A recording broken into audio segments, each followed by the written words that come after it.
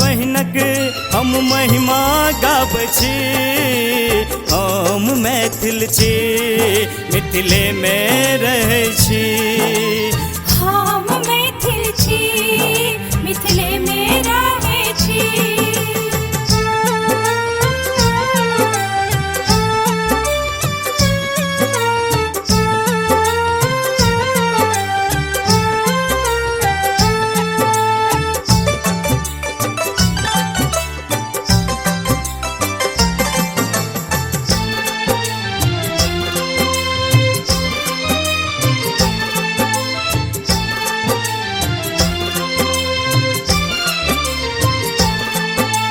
स्वर्ग से सुंदर ऐ धरती के करी हम प्रणाम।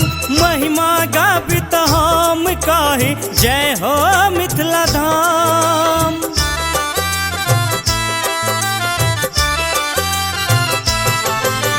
स्वर्ग से सुंदर ऐ धरती के करी हम प्रणाम। महिमा गाबित हम कही जय हो मिथिला धाम।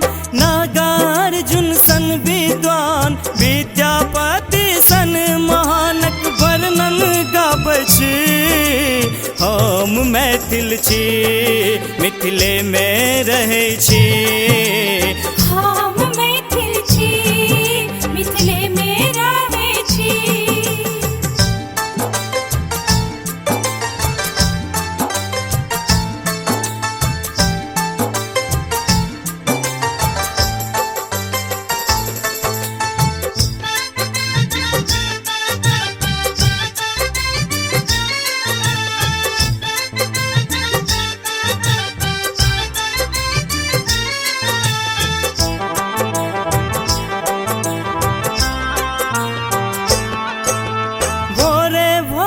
सूरजक किरण सँ खिलैये पूरा गाम।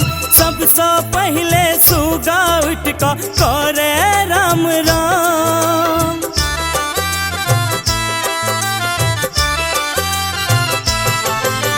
भोरे भोरे सूरजक किरण सँ खिले पूरा गाम। सबसँ पहिले सुगा उठ कऽ करे राम राम। अयाची मिसर के वर्णन और शिव शंकर भगवानक मिलाप सुनाबै छी। हम मैथिल छी, मिथिले में रहै छी। हम मैथिल छी, मिथिले में रहै छी।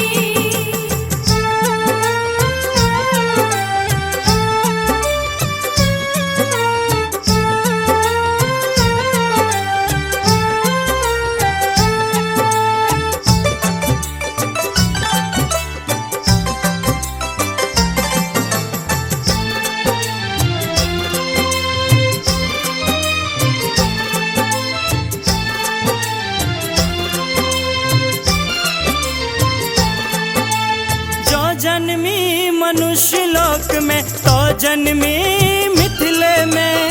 तीनों लोकक सुख भेटै छै अपन एहि मिथिले में।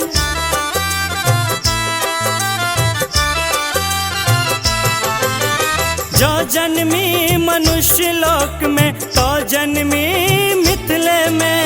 तीनों लोकक सुख भेटै छै अपन एहि मिथिले में। मुकेश मिसर के लिखल, चंदन के गावल ई गान सुनाबै छी। हम मैथिल छी, मिथिले में रहै छी।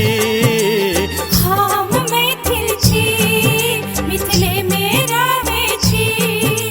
राजा जनक के नगरी, सीता सन बहिनक हम महिमा गाबै छी। हम मैथिल छी, मिथिले में रहै छी।